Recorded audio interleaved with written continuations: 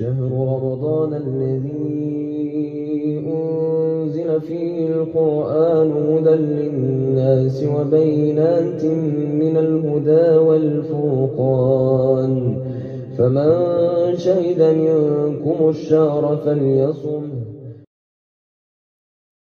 أعوذ بالله من الشيطان الرجيم. بسم الله الرحمن الرحيم. قول معروف ومغفرة خير من صدقة يتبعها أذى والله غني حليم. Que la paix de celui qui jamais ne dort étreigne tendrement ton cœur, ma douceur. Assalamu alaikum wa rahmatullah wa barakatuh. J'espère que tu te portes bien et que ton petit cœur se porte bien. Encore un jour supplémentaire de jeûne qui s'ouvre pour toi. Encore une faveur accordée par Allah subhanahu wa ta'ala, celle de faire partie des invités du mois béni de Ramadan et voir son compteur de bonnes actions multiplié, des pluies de bénédictions dans nos vies déversées et des miséricordes en nuées pour qui espère la félicité. Alors, joins-toi à moi et tout ce qu'il a créé pour louer sa grandeur et sa majesté. Alhamdulillahi Rabbil Alamin. Allah subhanahu wa ta'ala a envoyé notre prophète Muhammad alayhi salatu wassalam, mieux encore, il l'a choisi. Et qui évoque le choix induit des critères spécifiques, des caractéristiques pensées et réfléchies, mais aussi une volonté d'harmonie, d'apaisement, de quiétude, d'assurance après avoir validé ce choix. Évidemment, à Allah reviennent les meilleurs exemples. Toutefois, si je pousse ma réflexion du jour, j'en arrive au fait que les choix d'Allah regroupent cela, et plus encore. Allah Azza wa Jal ne se trompe pas. Allah Azza wa Jal ne fait pas d'erreur.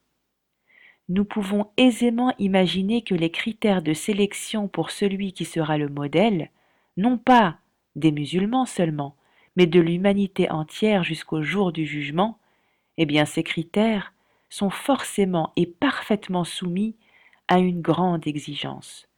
Des critères de sélection comme la douceur, la force de caractère, la parole juste, le bon ton. Une des caractéristiques du prophète de la miséricorde sallallahu alayhi wa sallam qui fait chavirer mon cœur, c'est bien le fait qu'il donnait l'exclusivité à son interlocuteur, à chacun de ses interlocuteurs, au point que ces derniers avaient chacun l'impression d'être le plus important aux yeux du prophète alayhi salatu wassalam. Allah a choisi le prophète alayhi salatu wassalam car il a le meilleur caractère, car il l'a pourvu du meilleur caractère, mais aussi parce qu'il revêt et incarne les attributs parfaits d'Allah au milieu du genre humain. C'est-à-dire que la rahma, la miséricorde, le pardon, al-afwa, la sagesse, al-hikma, la douceur, la clémence, la compassion, des qualités qui appartiennent d'abord et avant tout à notre Seigneur, vivaient en la personne du prophète alayhi salatu wassalam. Elles embaument d'un doux parfum encore aujourd'hui à ceux qui s'intéressent à la sira du prophète alayhi salatu wassalam. S'il soignait ses paroles, il s'écartait de tout verbiage et discussion futile. Allah lui a enseigné de ne pas rechercher à convaincre ou à guider. C'est lui, Azza wa Jal, qui est en charge de cela. En revanche, il lui enseigne, à lui mais aussi à nous par là même, de s'éloigner de toute forme de polémique, même si on est certain d'avoir raison. Finalement, c'est cela la sagesse, c'est cela qui nous vaudra le paradis.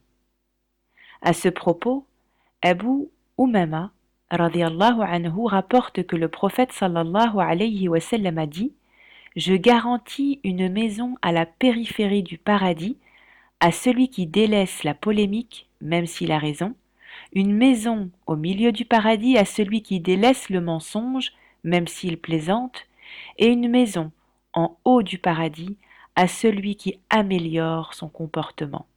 Comme cette invitation au pardon et à la parole juste du verset du jour, sondons notre âme quand le monde est endormi et interrogeons notre langue, oui, notre langue. Interrogeons notre langue sur la qualité et la véracité des discours qu'elle prononce.